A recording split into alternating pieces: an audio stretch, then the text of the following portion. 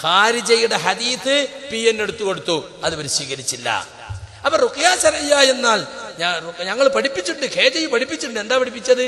എന്തല്ല എന്ന് പഠിപ്പിച്ചു, എന്താണ് എന്ന് പഠിപ്പിച്ചില്ല. ആ റുഖ്യ അട്ടിമറിക്കുക ചെയ്ത്. ഒരാൾ മറ്റൊരാൾക്ക് ചെയ്തു കൊടുക്കുന്ന റുഖ്യയെ സംബന്ധിച്ച് ഹദീസുകളിൽ വ്യക്തമായി പറഞ്ഞിട്ടുണ്ട്. എന്താ ആർക്കും റുഖ്യ ചെയ്തൂടെ, എന്താ റുഖ്യ ചെയ്താല്? അങ്ങനെയാണോ? നിങ്ങൾ കേട്ടോളൂ ഒരു ഹദീസ്. ശിഫ ബിൻത് അബ്ദുള്ള എന്ന് പറയുന്ന സഹാബി വനിത ഉദ്ധരിക്കാണ്. ദഖല അലയ്യ റസൂലുള്ളാഹി സ്വല്ലല്ലാഹു അലൈഹി വസല്ലം വഅന ഇൻദ ഹഫ്സ.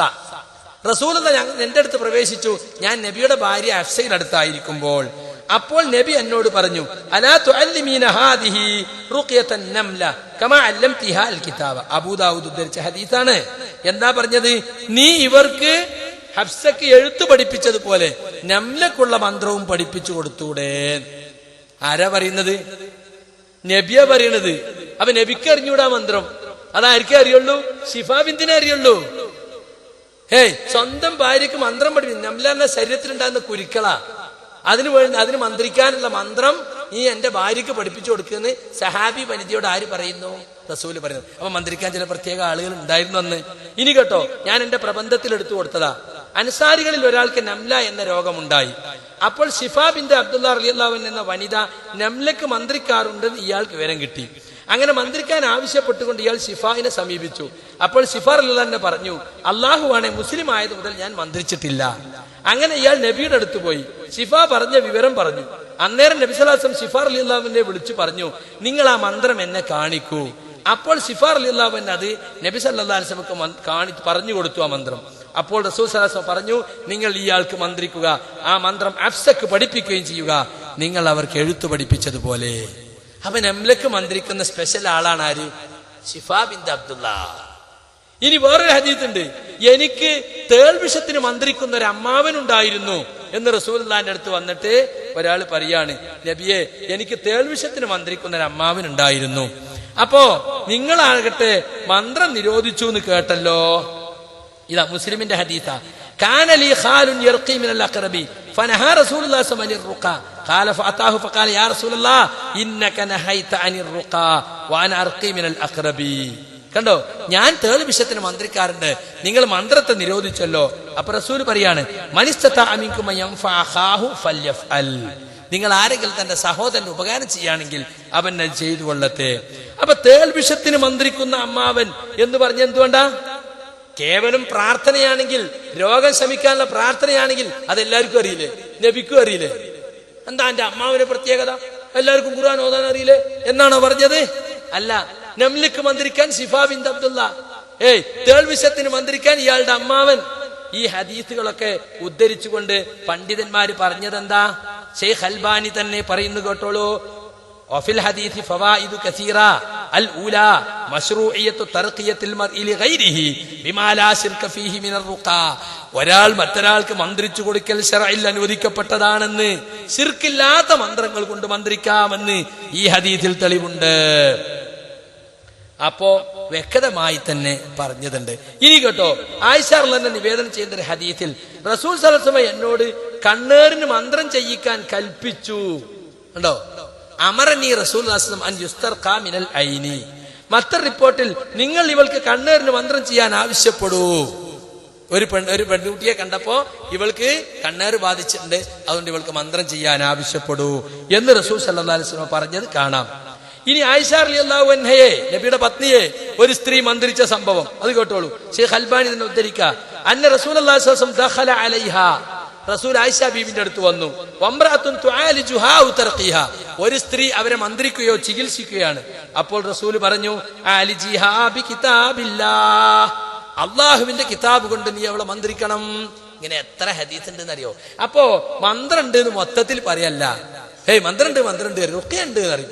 എന്നിട്ടോ ഒരാൾ മറ്റൊരാൾക്ക് മന്ത്രിച്ചു കൊടുക്കുക എന്നതിനെ നിഷേധിക്കുകയാണ് ചെയ്യുന്നത്. ഈ ഭാഗ ഹദീസിനൊക്കെ തള്ളിപ്പറയാ ചെയ്യുന്നത്. എന്നിട്ട് PN എടുത്തു കൊടുത്തു, അത് എടുത്തു കൊടുത്തില്ല. സഹാബി ചികിത്സിച്ചത് എടുത്തു കൊടുത്തില്ല. ഇനി സുഹൃത്തുക്കളെ, നിങ്ങൾ മനസ്സിലാക്കണം, ഇപ്പൊ ഇവര് പരിഹസിക്കാണ്. എന്ത്? ഈ പണ്ഡിതന്മാർ എഴുതി കൊടുത്ത 38 ആൾ എഴുതി കൊടുത്തതില് നബിയുടെ അല്ലാത്തവർക്കും ജിന്നുബാധ തിരിച്ചറിയാൻ സാധിച്ചിരുന്നു എന്നതിന് ഒരു ഹദീസ് എടുത്തു കൊടുത്തു. അതിനെ കളിയാക്കുകയാണ്. കണ്ടോ ഇപ്പൊ ചവിട്ടി ചികിത്സ, ചങ്ക് ചവിട്ടുന്നാ പറയണത് എന്നൊക്കെ പറഞ്ഞ് പരിഹസിക്കുകയാണ്. കേട്ടോളൂ, നമ്മൾ ഇതുവരെ പറഞ്ഞതൊക്കെ അടിച്ചിറക്കി ചികിത്സിക്കലാണ്. ഇപ്പൊ അവിടുന്ന് മാറി ഇനി ചവിട്ടി ചികിത്സയാ വരാൻ പോകുന്നത്. ചവിട്ടി ചികിത്സയാണ്. ജമിയത്തുൽ ഉലമയുടെ ബുക്ക് തെറ്റാണ് എന്ന് പറഞ്ഞുകൊണ്ട് ചില ആളുകൾ പ്രചരിപ്പിക്കുന്ന ഒരു ലഘുലേഖ ജമിയത്തുൽ ഉലമക്കും അത് ഒപ്പിട്ട് കൊടുത്തു. ഞാൻ വേണമെങ്കിൽ ചോദ്യം വരികയാണെങ്കിൽ പിന്നീട് വിശദീകരിക്കാം വിഷയം. അതിൽ പറയാ, ഇനിയും തെളിവ് വേണോ എങ്കിൽ ഒന്നുകൂടി കാണുക. അബൂ ഹുറൈറ തന്റെ റളിയല്ലാഹു അൻഹു തന്റെ പഴയകാല കഷ്ടപ്പാടുകൾ സൂചിപ്പിച്ചുകൊണ്ട് പറയുന്നു. ഇമാം ബുഖാരി ഉദ്ധരിക്കുന്ന ഹദീസ്, ലഖദ് റഅയ്തുനി വഇന്നി ലഅഖിറു ഫീമാ ബൈന മിൻബരി റസൂലില്ലാഹി സ്വല്ലല്ലാഹു അലൈഹി വസല്ലം ഇലാ ഹുജ്റതി ആയിഷ മഗ്സിയൻ അലയ്യ ഫയജീഉൽ ജാഇ ഫയളഉ റിജ്ലഹു അലാ ഉനുഖി വയറാ അന്നി മജ്നൂൻ വമാ ബി മിൻ മജ്നൂൻ മാ ബി. ഞാൻ റസൂൽ സല്ലല്ലാഹു അലൈഹി വസല്ലമയുടെ മിമ്പറിനും ആയിഷ റളിയല്ലാഹു അൻഹയുടെ റൂമിനുമിടയിൽ ബോധരഹിതനായി വീണിരുന്ന രംഗം കാണുകയാണ്. അപ്പോൾ വരുന്നവൻ വന്ന് എന്റെ ചങ്കിൽ അവന്റെ കാലുവെക്കും. ഞാൻ ഭ്രാന്തനായി കാണപ്പെട്ടിരുന്നു, എന്നാൽ എനിക്ക് ഭ്രാന്തായിരുന്നില്ല, എനിക്ക് വിശപ്പ് മാത്രമായിരുന്നു. മാബി ഇല്ലൽ ജൂ. അപ്പോൾ വിശപ്പ് സഹിക്കാൻ കഴിയാതെ വീണ് കിടക്കുന്ന അബൂ ഹുറൈറ റളിയല്ലാഹു അൻഹുവിന് ഭ്രാന്തായിരിക്കുമെന്ന് സഹാബികൾ വിചാരിച്ചു. അങ്ങനെയുള്ള ഒരു സഹാബിയെ ആരെങ്കിലും ചങ്കിൽ ചവിട്ടുമോ? ചങ്കിൽ ചവിട്ടുമോ? എന്നാൽ അവർ ചവിട്ടാനുള്ള കാരണം പണ്ഡിതന്മാർ വിശദീകരിച്ചിട്ടുണ്ട് എന്ന് പറഞ്ഞിട്ട് അദ്ദക്തൂർ ഫഹദ് ബിൻ ലൗബാൻ ബിൻ സഹൈമി എന്ന് പറയുന്ന പണ്ഡിതന്റെ ആ അഹ്കാമുർ റുഖാ വ തമായിം എന്ന് പറയുന്ന പുസ്തകത്തിൽ ഉദ്ധരണി എടുത്തു കൊടുക്കുക. എന്താ എന്നിട്ട് പറയുന്നത്? അബൂ ഹുറൈറ റളിയല്ലാഹു അൻഹുവിന്റെ അരികിലൂടെ നടന്നു പോകുന്ന സഹാബികൾ അദ്ദേഹത്തിന് ഭ്രാന്താണെന്ന് വിചാരിക്കുന്നു. അപ്പോൾ അദ്ദേഹത്തിന്റെ പിരടിയിൽ കാലുവെക്കുന്നു. കാരണം അടിക്കുക എന്നത് ജിന്ന് ചികിത്സ നടത്തി ജിന്നുകളെ പുറത്താക്കുന്നതിൽപ്പെട്ടതാണ്. സ്വഹാബികൾ ജിന്ന് മനുഷ്യനെ മറിച്ചു വീഴ്ത്തുന്നത് മനസ്സിലാക്കിയിരുന്നു എന്ന് ഈ റിപ്പോർട്ട് അറിയിക്കുന്നു. ഇത് ഒരു ആധുനിക പണ്ഡിതന്റെ വ്യാഖ്യാനമല്ലേ എന്ന് പറഞ്ഞ് രക്ഷപ്പെടാൻ ശ്രമിക്കേണ്ടതില്ല എന്ന് പറഞ്ഞിട്ട് ഇമാം ദഹബിയുടെ ഒരു ഉദ്ധരണി കൂടി കൊടുക്കാൻ. എന്തിനാ ഇത് തെളിവ് കൊടുത്തത്? തെളിവ് കൊടുത്തത് ഭ്രാന്തായിട്ട് ഒരുത്ത ഇങ്ങനെ വീണാൽ അടിച്ചാ പോരാ, പിന്നെ എന്ത് ചെയ്യണം? ചവിട്ടേം കൂടി വേണമെന്നാ. എവിടെ? ചങ്കിൽ ചവിട്ടണം. അടിച്ച് ചികിത്സയെ എതിർക്കുന്ന ആളുകൾക്ക് തെളിവ് വേണോ? അടിച്ച് ചികിത്സ പാടില്ല എന്നതിനുള്ള തെളിവാണ് എന്ന് പറഞ്ഞപ്പോ അല്ല, അതിനെതിരായ തെളിവ് എന്നുള്ള നിലയിലാണ് ഇത് സമർത്ഥിക്കുന്നത്. ബാധയേറ്റവർ, അദ്ദേഹത്തെ കാണുന്നവർ, സിയർ അലാമിൻ നുബലായിൽ നിന്ന് ഇമാം ദഹബിയുടെ ഉദ്ധരണി കൊടുത്തിട്ട് പറയാ, അദ്ദേഹത്തെ കാണുന്നവർ അദ്ദേഹത്തിന് ബാധയേറ്റിട്ടുണ്ടെന്ന് വിചാരിക്കുമായിരുന്നു. അപ്പോൾ അദ്ദേഹത്തിന് മന്ത്രിച്ചു കൊടുക്കാനും മറ്റും അദ്ദേഹത്തിന്റെ മുകളിൽ ഇരിക്കാറുണ്ടായിരുന്നു. നെഞ്ചത്ത് കയറി ഇരിക്കുകയും വേണം, ചങ്ക് ചവിട്ടുകയും വേണം. ഇനി ആർക്കാ സംശയം? അടിച്ച് ചികിത്സ ആരെങ്കിലും അംഗീകരിക്കുന്നുണ്ടോ? ഞങ്ങൾ അതിനില്ല നിക്കാലം വരെ പറഞ്ഞെന്താണെന്നറിയോ? മുജാഹിദുകള് സമ്മതിക്കൂല എന്ന് മനസ്സിലായോണ്ടാ. ഇനി ഏതായാലും ഇവിടെ ഇത് നടക്കൂല എന്ന് ഉറപ്പായി, എന്നാ പിന്നെ പുറത്തു പോയത് നടത്തണല്ലോ. അതിനാ ഈ തെളിവുണ്ടാക്കുന്നത്. ഇവിടെ ഏതായാലും ഈ റുഖിയ ശറഈ കൊണ്ട് ഇവിടെ ജീവിക്കാം എന്നുള്ള മോഹം നടക്കില്ല. മുജാഹിദുകൾ അംഗീകരിക്കില്ല. അതല്ലേ പറഞ്ഞത്? പള്ളിയിൽ റുഖിയ നടത്തിയ പള്ളി ചികിത്സിച്ചെന്ന് പറയും, മദ്രസയിൽ റുഖിയ നടത്തിയ മദ്രസ ചികിത്സിച്ചെന്ന് പറയും, ഓഫീസിൽ ചികിത്സിച്ച ഓഫീസിൽ ചികിത്സിച്ചെന്ന് പറയും. അതുകൊണ്ടാ വേറെ തന്നെ റൂം തുറക്കണം എന്ന് പറഞ്ഞതെന്നാണ്. ആ റൂം തുറക്കാനുള്ള പണിയാൻ. അവിടെയുള്ള ചികിത്സ എന്താ? ഈ ജാതി ചങ്ക് ചവിട്ടലും നെഞ്ചു കയറി ഇരിക്കലും ഒക്കെ നടത്താൻ ഇമാം ബുഖാരി ഉദ്ധരിച്ച ഹദീസ് തെളിവുണ്ട് എന്ന് ആളുകൾ പറയുന്ന ഒരവസ്ഥയിലേക്ക് എത്തി. ആരൊക്കെ ഇയാൾ കളിയാക്കിയത്? ഹേയ്, ഒന്ന് സഹീഹുൽ ബുഖാരിയിലെ ഹദീസിനെ ഇയാൾ പരിഹസിച്ചു. ഇമാം ബുഖാരി അല്ല ഹദീസ് ഉദ്ധരിച്ചത്, അല്ലേ? ഫഹദ് ബിൻ ലുഅയ്യാൻ സുഹൈമി എന്ന് പറയുന്ന ജാമിയ ഇസ്ലാമിയ മദീന മുനവ്വറയിലുള്ള ഇസ്ലാമിക് യൂണിവേഴ്സിറ്റിയിലെ അധ്യാപകൻ, അദ്ദേഹം എഴുതിയ പുസ്തകത്തിൽ എന്തിനാ ഈ ഹദീസ് കൊടുത്തത്? അത് പറഞ്ഞു, സഹാബികൾക്ക് ഭ്രാന്ത് ഉള്ള ആളെ തിരിച്ചറിയാൻ സാധിച്ചിരുന്നു എന്നതിന് തെളിവ് കൊടുത്തതാ. നബിക്ക് മാത്രല്ല അറിയാ, വഹിയുള്ള നബിക്ക് മാത്രല്ല സഹാബികളും ഇത് മനസ്സിലാക്കിയിരുന്നു എന്ന് ഈ ഹദീസിൽ തെളിവുണ്ട്. പിന്നെ ഹാഫിളു ദഹബിയാണ് പറഞ്ഞത്, അദ്ദേഹത്തെ കാണുന്നവൻ അദ്ദേഹത്തിന് ബാധയേറ്റെന്ന് വിചാരിക്കുമായിരുന്നു, മന്ത്രിച്ചു കൊടുക്കാനും മറ്റും മുകളിൽ ഇരിക്കാറുണ്ടായിരുന്നു. ചില പ്രാന്തന്മാരെ മുകളിൽ കയറി ഇരുന്നാലും ചിലപ്പോൾ 10 ആള് പിടിച്ചാൽ ഇട്ടും തന്നെ വേപ്പിട്ടാണ് വരും. സാധനം മറ്റതാ, 60-65 വയസ്സായ ആളായിരിക്കും ചിലപ്പോ. കണ്ടോ? അപ്പൊ അത് കയറി കുത്തിരിക്കും, പിടിച്ചു വെക്കും, ചെങ്ങലക്കിടുമൊക്കെ വേണ്ടി വരും, അല്ലേ? ഇപ്പോ എന്നെ പറ്റി പറഞ്ഞ ഞാന് അടിക്കുന്നതിനെതിരായിട്ട് ഒപ്പിട്ട് കൊടുത്തു, എന്നിട്ടോ ചില സ്ഥലത്ത് എന്നിട്ട് അടിക്കണമെങ്കിൽ അടിക്കാന്ന് പറഞ്ഞു എന്ന് ജാമ്യം എന്നൊരു കാമിന്റ് ക്ലിപ്പ് അത് പറഞ്ഞത് തന്നെയാണ്. എന്താ അറിയോ, കാരിയത് ചിലപ്പോ കാരിയ മാതിരി ഇറങ്ങിപ്പോയിക്കൊള്ളണമെന്നില്ല, ചിലപ്പോ അടിക്കേണ്ട അവസ്ഥ ഉണ്ടാവും. എങ്ങനെ ഇളകിയിട്ട് നമ്മളെ നേരം ഇങ്ങോട്ട് വന്നാലോ, അടിക്കാൻ തെളിവില്ലാതെ നിന്ന് കൊടുക്കുക. ഒരു ഭ്രാന്തം വീട്ടിലുള്ളവർക്ക് അറിയാം, ഓനെ കുളിപ്പിക്കൽ എങ്ങനെ, ഓന് ഭക്ഷണം കൊടുക്കൽ എങ്ങനെ, നല്ല ചോരലുണ്ടാക്കി വെച്ചിട്ട് നാട്ടിൽ കൊടുക്കല് അല്ലേ, പോയി കഴിക്കടാറി, ചിലപ്പോ അടിക്കും. അങ്ങനെയൊക്കെ ചിലപ്പോ ചെയ്യേണ്ടി വരും. അതൊക്കെ അതീത് നോക്കിയിട്ടാ തന്നെ അതേ പറഞ്ഞത്. ചിലപ്പോ അടിക്കേണ്ടി വരും എന്ന് പറഞ്ഞതാ. നമ്മൾ ഇങ്ങോട്ട് അടിച്ച് നമ്മൾ ഇങ്ങോട്ട് ആക്രമിച്ചാൽ ചിലപ്പോ അടിക്കേണ്ടി വരൂലേ. അത് റുഖിയന്റെ ഭാഗമായിട്ടല്ല, അടിച്ചാലേ റുഖിയാകുന്ന ആരും ഇവിടെ പറഞ്ഞിട്ടില്ല. ഇതൊക്കെ വ്യക്തമായി അറിയുന്ന ആളുകളായി ഇതൊക്കെ പറയുന്നത്. ഇതൊക്കെ പരിഹസിക്കാൻ വേണ്ടി പറയാണ്. ഇവർക്ക് റുഖിയൊന്നും ദഹിച്ചിട്ടില്ല. വാസ്തവം അതാണ്. ജിന്നും ശൈത്താനും റുഖിയൊന്നും ദഹിക്കാത്ത കുറച്ച് അഖലാനി ടീമുണ്ട്. അവർക്ക് തല വെക്കാൻ കഴിഞ്ഞിരുന്നില്ല കഴിഞ്ഞ 5-8 കൊല്ലം. അവരെ രക്ഷിച്ച് അവരെ പ്രൊട്ടക്ട് ചെയ്ത് ഈ കോക്കസ് നേതാവ് രംഗത്ത് വന്ന ഒക്കെ മൂക്കെടുക്കൽ തുടങ്ങി. കണ്ടോ, കഴിഞ്ഞ 8 കൊല്ലം വരെ എന്തേ പറഞ്ഞില്ലല്ലോ. പറയാതിരുന്ന എന്തുകൊണ്ടാ? അപ്പൊ സുഹൃത്തുക്കളെ, ഹദീസിനെ പരിഹസിച്ചോ, സഹീഹുൽ ബുഖാരിയെ പരിഹസിച്ചോ, ഇമാം ദഹബിയെ പരിഹസിച്ചോ, ഇങ്ങനെ ഹദീസുകളെ പച്ചക്ക് പരിഹസിക്കുകയാണ്. ഇത് മാത്രല്ല, ഇനി കണ്ടോളി, കാസറ്റ് ഉപയോഗിച്ചാൽ അത് ബിദ്അത്താണെന്ന് അബ്ദുറഹ്മാൻ സലഫി പറഞ്ഞു. കേട്ടോളി. ഇപ്പൊ നമ്മുടെ നാട്ടിലൊക്കെ ഒരു റുഖിയ ശരയ്യ ഇറങ്ങിയിട്ടുണ്ട്. അത് ബുക്കായിട്ടും CD ആയിട്ടും സ്വകാര്യമായി പലരുടെയും കൈകളിൽ വീടുകളിൽ വന്നെത്തിയിട്ടുണ്ട്. ആ CD പ്ലെയർ ഇട്ടുകൊണ്ടാണ് റുഖിയ ശരയ്യ കാതിൽ വെച്ച് കേൾക്കുന്നത്, രോഗിയുടെ കാതിൽ വെച്ച് കേൾപ്പിക്കുന്നത്. ഇങ്ങനെ ഒരു റുഖിയ ശരയ്യ ഇസ്ലാമിലില്ല. അല്ലാഹുവിന്റെ റസൂലോ സ്വഹാബത്തോ ചെയ്തിട്ടില്ല.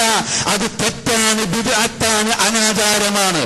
ഇതേപോലെ തന്നെ കുറെ ആളുകളെ ഇരുത്തിക്കൊണ്ടുള്ള റുഖിയ ശരയ്യ ഇവിടെ മൈക്ക് വെച്ചുകൊണ്ട് ഈ കാസറ്റ് കേൾപ്പിക്കുന്ന സമ്പ്രദായം ഇത് ഇസ്ലാമിന് അന്യമാണ്, ബിദ്അത്താണ്, അനാചാരമാണ്.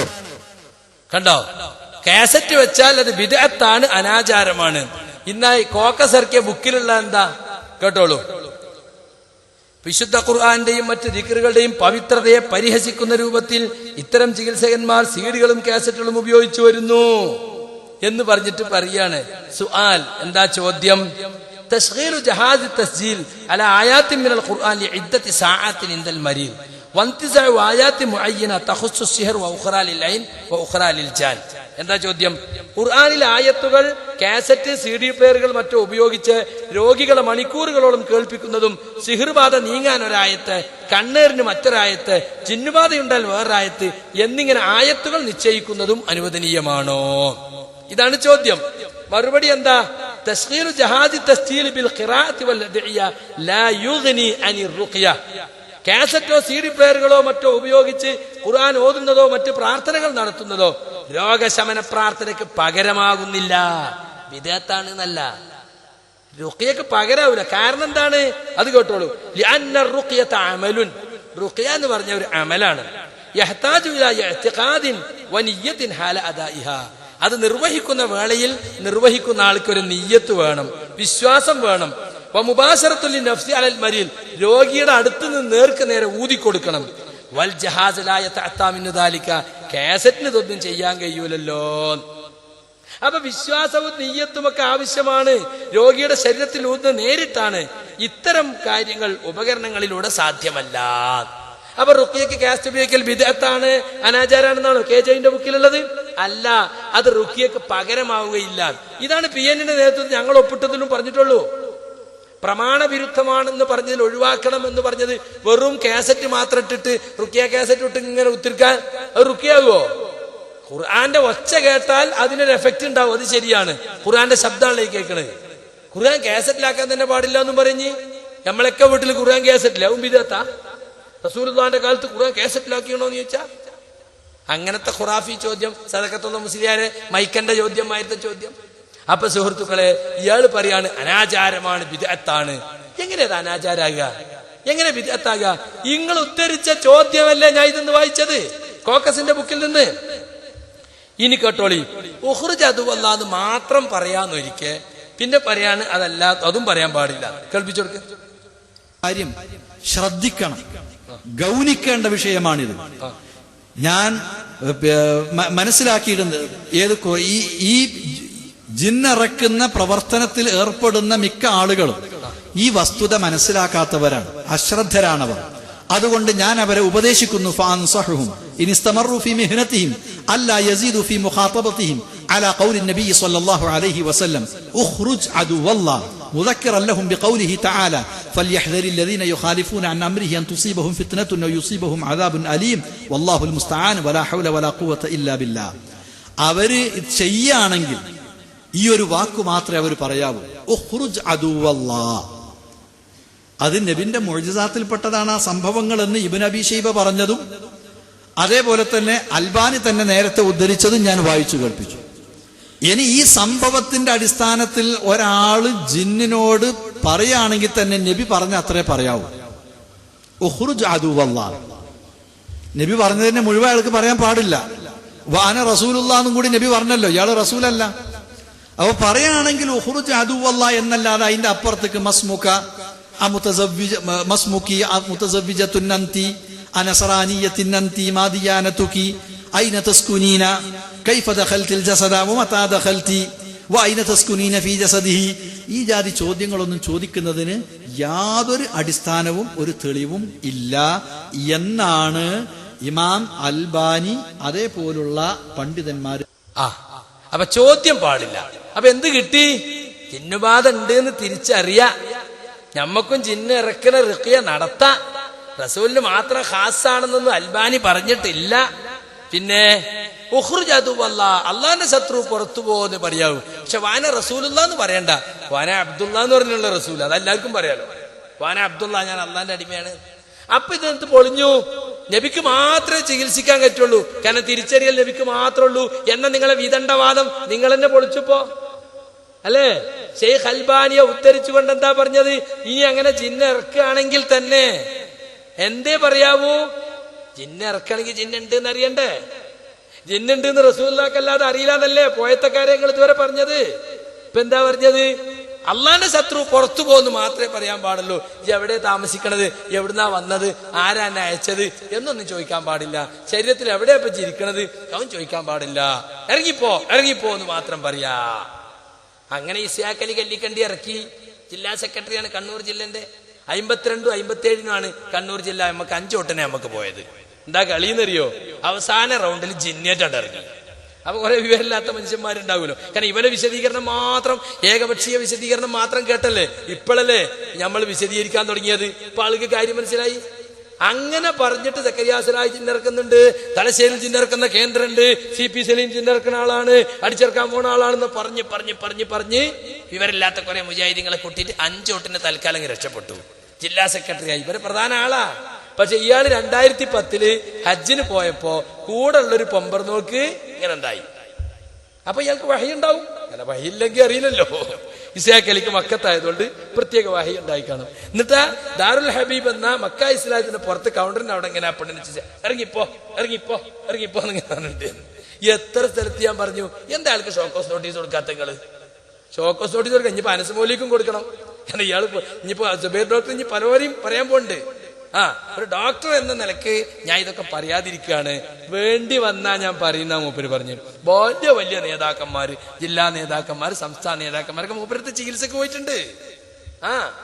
തലയിൽ മുണ്ടിട്ട് പോവുക, ഇപ്പുറത്ത് വന്നിട്ട് ഖുറാഫാത്താന്ന് പറയും ചെയ്യാ. അല്ലേ?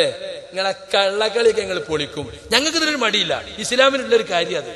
ഒരു മുഅ്മിനായ മനുഷ്യനെ സഹായിക്കലാ. അത് മന്ത്രിച്ചു കൊടുക്കുക എന്ന് പറഞ്ഞാല് അത് ചെയ്യാ.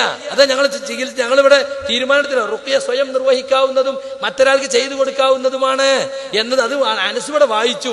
പക്ഷെ സ്വയം ചെയ്യണതിനെ പറ്റി മാത്രം രാത്രി കിടക്കുമ്പോ ഓതിയിട്ട് ഊതി തടവ, അതാണ് റുഖ്യ എന്ന് പറഞ്ഞ് ഇടും ഒറ്റ മുങ്ങല്. നല്ല തീരുമാനം തന്നെ പരിഹസിച്ചു. മറ്റൊരാൾക്ക് ചെയ്തു കൊടുക്കാ, അത് ഇസ്ലാമിലുള്ളതാണ്. അതിന് ഉറപ്പൊന്നും വേണ്ട, നിഗമനം മതി.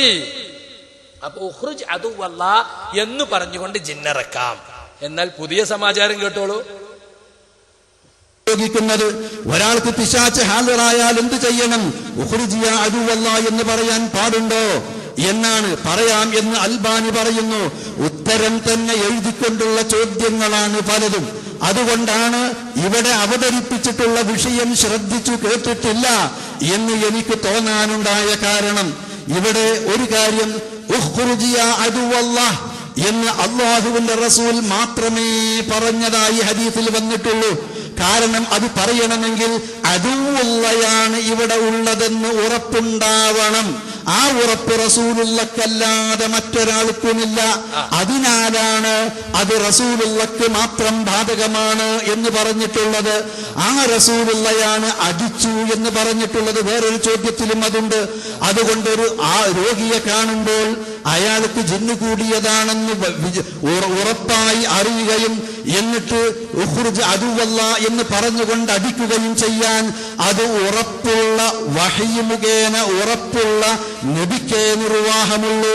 ഒരൊറ്റ സ്വഹാബിയും ഉഖ്റുജ് യാ അദുവല്ലാ എന്ന് പറഞ്ഞ് അടിച്ച് പിശാചിനെ ഇറക്കിയതായി ഒരു ഹദീസിലും കാണുകയില്ല എന്നുള്ളതാണ് വസ്തുത എന്നതുകൂടി ഈ സന്ദർഭത്തിൽ ഓർമ്മപ്പെടുത്തുകയാണ്. അതേപോലെ തന്നെ മാത്രവുമല്ല, ഇത്തരം ഹദീസുകൾ മുഅ്ജിസാത്തിന്റെ അധ്യായങ്ങളിൽ മുഹദ്ദിസുകൾ ഇമാം ദാരിമിയെപ്പോലെ, ഹാക്കിമിനെപ്പോലെ, ബൈഹഖിയെപ്പോലെയുള്ള പൂർവസൂരികളായ മുഹദ്ദിസുകൾ ഉദ്ധരിക്കുകയും ചെയ്തു. അപ്പൊ നയം മാറ്റി. ഇതുവരെ പറഞ്ഞെന്താ? ഉഖ്റുജ് അദുവല്ലാഹ് എന്ന് മാത്രമേ പറയാൻ പാടുള്ളൂ നമ്മൾ ജിന്നെ ഇറക്കുകയാണെങ്കിൽ തന്നെ. അള്ളാഹിന്റെ ശത്രു പുറത്തു പോകുന്നു മാത്രം, അല്ലാതെ എവിടുന്നാ വന്നത് എന്താന്ന്. അത് നേരത്തെ അനസ്വലിയും പറഞ്ഞു അല്ലേ? അനസ്വലി പറഞ്ഞല്ലോ, ജംഇയ്യത്തുൽ വിശദീകരണ യോഗത്തിൽ പറഞ്ഞു, ഒരാൾക്ക് ജിന്ന് ബാധിച്ചു, നമ്മൾ ഓതി കൊടുക്കുകയാണ്, അപ്പൊ ഹാളറായി സംസാരിച്ചാല് നമ്മൾ കൂടുതലൊന്നും സംസാരിക്കാൻ പാടില്ല. ബസുമതി അല്ലേ, കട്ടുപാറ കലങ്കിന്റെ ഒട്ടിലല്ല, ഒന്നും ചോദിക്കാൻ പാടില്ല, ഇറങ്ങിപ്പോന്ന് മാത്രമേ പറയാൻ പാടുള്ളൂ. ഇപ്പിന് അതും നയം മാറ്റി. ഇപ്പൊ എന്തായി? അത് നബിക്ക് മാത്രമേ പാടുള്ളൂ എന്നാക്കി. നിങ്ങൾ ഇങ്ങനെ മാറ്റുങ്ങള്. കാരണം എന്താ അറിയോ? വിഷയം പഠിക്കാതെ എതിർക്കണം എന്നൊരു ചിന്തയിൽ മാത്രം നടക്കുക. ലോകത്തുടനീളമുള്ള സലഫി പണ്ഡിതന്മാർ ഈ വിഷയത്തിൽ പറഞ്ഞുള്ള ഗ്രന്ഥങ്ങളില്ലേ, അതങ്ങ് വായിച്ചിട്ടും അത് നമ്മളെ ആളുകൾക്ക് പഠിപ്പിച്ചു കൊടുത്താൽ പോരെ. ഈ കണ്ട കാലം വരെ കഴിഞ്ഞ 10 കൊല്ലമായിട്ട് നമ്മുടെ പ്രബോധകന്മാരെയും നമ്മുടെ ഖത്തീബ്മാരെയൊക്കെ വിളിച്ചു കൂട്ടിയിട്ട് മക്കളെ ഇത് പറയണം ഇത് പറയണം, അപ്പൊ അങ്ങനെ ഓടി കതച്ച് നടക്കുക വിശദീകരണം എന്നും പറഞ്ഞു. അതിന്റെ ഒന്നും ആവശ്യമില്ല. ഒരൊറ്റ ആഴ്ച അല്ലെങ്കിൽ 3-4 തവണയായിട്ട് പ്രബോധകന്മാരെയും ഖത്തീബ്മാരെയും വിളിച്ചിട്ട് ഇതിലെന്തൊക്കെ ജനങ്ങളെ പഠിപ്പിക്കേണ്ടതുണ്ട് അതാണ് പറഞ്ഞു കൊടുക്കുക. ഇതിന് ഖുറാഫാത്ത് ഏതൊക്കെയാണ് അതാണ് പറഞ്ഞു കൊടുക്കുക. ലോകാടിസ്ഥാന സലഫികളുടെ ഗ്രന്ഥങ്ങളില്ലേ, ഇത് അക്കലാനികളെയും തൃപ്തിപ്പെടുത്തണം. അതായത് ബുദ്ധിക്ക് യോജിച്ചതേ എടുക്കുള്ളൂ എന്ന് പറയുന്ന മടവൂരി ലൈനിലുള്ള കുറെ എണ്ണം ഈ കോക്കസിന്റെ കൂടെ KNM അടിഞ്ഞു കൂടിയിട്ടുണ്ട്. അവരെയും തൃപ്തിപ്പെടുത്തണം. പൊതുസമൂഹത്തിൽ ഞങ്ങൾ ജിന്നിന്റെ നാളല്ലോ, ഞങ്ങൾ ശൈത്താൻ നാളല്ല, ഞങ്ങൾ പുരോഗമന പ്രസ്ഥാനത്തിന് നവോത്ഥാനത്തിന്റെ അധികാര കസേരയിരിക്കുന്ന മഹാന്മാരാണ് എന്ന് വരുത്തും വേണം. ഒക്കെ കൂടി നടക്കോ? അങ്ങാടി കൂടി പോവും വേണം, ആനപ്പുറത്താവും വേണം, ആരും കാണുകയും ചെയ്യരുത്. അത് പറ്റൂല. ഒന്നുകിൽ നിങ്ങൾ സലഫിയാകുക, എന്നിട്ട് ഹദീസിൽ വന്നതൊക്കെ സ്വീകരിക്കുക. റസൂലുള്ളാഹിന്റെ ഹദീസ് സലഫി സമൂഹം ലോകാടിസ്ഥാനത്തിൽ സ്വീകരിക്കുന്ന പോലെ സ്വീകരിക്കുക. അല്ലെങ്കിൽ നിങ്ങൾ അക്കലാനിയായി, പച്ച മടവൂരിയായി, മുഅ്തസിലിയായി സലാസുല്ലമിന്റെ ഗ്രൂപ്പിലേക്ക് പോവുക. രണ്ടും കൂടി നടക്കൂല. രണ്ടിലൊന്നും നിങ്ങൾ സമ്മതിച്ചേ പറ്റുള്ളൂ. നിങ്ങളെ പച്ചയായ ഹദീസ് നിഷേധം ഞാൻ കഴിഞ്ഞോട്ടില്ലേ, നിയമത്തുള്ളാന്റെ ക്ലിപ്പ് നമ്മൾ ഇട്ടില്ലേ കഴിഞ്ഞോറി അല്ലേ? താടിയെ പരിഹസിക്കാണ്. താടി നീട്ടുന്നതും താടി വെക്കണ്ടെന്ന് പറയുന്നതും ഒരുപോലെ ശൈത്താനിയത്താണ്. താടി വെക്കണ്ടെന്ന് പറഞ്ഞ ശൈത്താനിയത്ത് തന്നെയാണ്, പക്ഷെ താടി നീട്ടുന്നത് ശൈത്താനിയത്താണെന്നാ പറഞ്ഞത്. അത് ഒലുവാണെന്നാ പറഞ്ഞത്. എന്നിട്ട് അയാള് എന്ത് ചെയ്യണം? ഇപ്പൊ അവസ്ഥ എന്താ? KNM പരിഹസിക്കുക താടിയെ. ഇപ്പൊ പല സംസ്ഥാന നേതാക്കളും താടി നീളം കുറയാൻ തുടങ്ങി. നല്ല താടി ഉണ്ടായിരുന്ന ആളുകളൊക്കെ ഇപ്പോ കുറെ പറ്റിച്ചാരികളായി തുടങ്ങി. താടിക്കാര് തന്നെ നമ്മളെ പരിഹസിക്കാണ്. എന്നാ സുഹൃത്തുക്കളെ, ഈ പ്രസംഗം ഇയാൾ നടത്തി വസ്ത്രം കയറ്റി കൊടുക്കുന്നത് നെരിയാണിന്റെ മീതെ വേണ്ട അവിടുത്തെ മേലെ ചെന്നാൽ കുറച്ചുകൂടി മേലെ കയറി കട്ട് ചെയ്തു, അപകടമാണ്, ഒലുവാണ്, അതിർകവിയലാണ് എന്നൊക്കെ പറഞ്ഞു. പെണ്ണുങ്ങൾ മുഖം മറക്കുന്നതിനെ പരിഹസിച്ചു. എന്നിട്ട് സുഹൃത്തുക്കളെ, ഇത് വിഷയമായപ്പോ അബ്ദുറഹ്മാൻ സലഫി പറയാണ്, നേമത്താ പ്രസംഗിച്ചത്, ഞാനാ ഓനാ ബുക്ക് കൊടുത്തത്, ഓന് ഗുലുവിന്റെ ബുക്ക് ഞാൻ കൊടുത്തതാണ്. എവിടുന്നാ പറഞ്ഞത്? ഫറൂഖ്. കേട്ടോളി. പക്ഷെ നിഅമത്തുള്ള ഫാറൂഖിയെ നമ്മൾ ഇത്രയധികം ക്രൂശിക്കണമെങ്കിൽ അദ്ദേഹത്തിന്റെ CD ആദ്യാവസാനം കേൾക്കാം. എന്നിട്ട് അതിലെ ഈ പറഞ്ഞ രൂപത്തിൽ സുന്നത്തിനെ നിഷേധിക്കുകയോ, നെരിയാണിക്ക് താഴെയാണ് വസ്ത്രം ഇടുന്നത് അല്ലെങ്കിൽ നേരെ വസ്ത്രമാക്കാം, ഒലുവ് എന്ന ഒരു വിഷയമാണ്.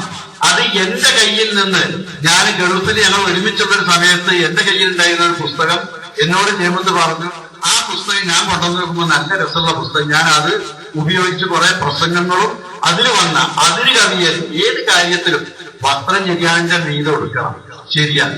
പക്ഷെ അതിനകത്ത് അതിര് കവിഞ്ഞു പോവുക. അതേപോലെ ഓരോ വിഷയത്തിലും അതിന് കവിയരുത്. അത് ഒരു ദീൻ എന്ന ഒരു പുസ്തകം അത് ആസ്പദമാക്കിയിട്ട് പ്രസംഗിച്ചപ്പോ പിന്നെ എനിക്ക് ഞാൻ പറയുമ്പോ ഇങ്ങനൊരു ശൈലി ഉണ്ടാവും. ഓരോരുത്തരും ഓരോ നമ്മൾ ഓരോരുത്തരും വാക്കും പ്രസംഗവും എടുക്കുകയാണെങ്കിൽ ഇങ്ങനെ നിരൂപണം നടത്താൻ ഇഷ്ടപ്പെടാത്ത ആളുകളുടേത് ആരുടേത് നിങ്ങൾ നിരൂപണം നടത്തുന്നുവോ അതിനേക്കാൾ മോശമായിരിക്കും. പക്ഷെ ഒരാളുടെ നിരൂപണം നടത്താൻ ഞാൻ തയ്യാറില്ല. ഇന്ന് ഉണ്ടെങ്കിൽ പറഞ്ഞാൽ ഞാൻ തിരുത്താവതിയാണ്.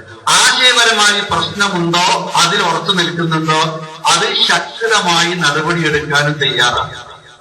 എങ്ങനെയുണ്ട്? ഇതാണ് ഇയാളിപ്പം നല്ല ബുക്കാണ്. ചട്ട കണ്ടിട്ട് പറഞ്ഞാവും എന്താ ഉലുവെന്ന് തിരിഞ്ഞിട്ടില്ല, ഇയാൾക്കും തിരിഞ്ഞിട്ടില്ല. ഇയാൾ പറയാ നെര്യാണിന്റെ മീതെ നിർത്തണം, അത് മേലെ കയറിയ ഉലുവ് തന്നെയാണ്. ഞാനാണ് ആ ബുക്ക് കൊടുത്തത്.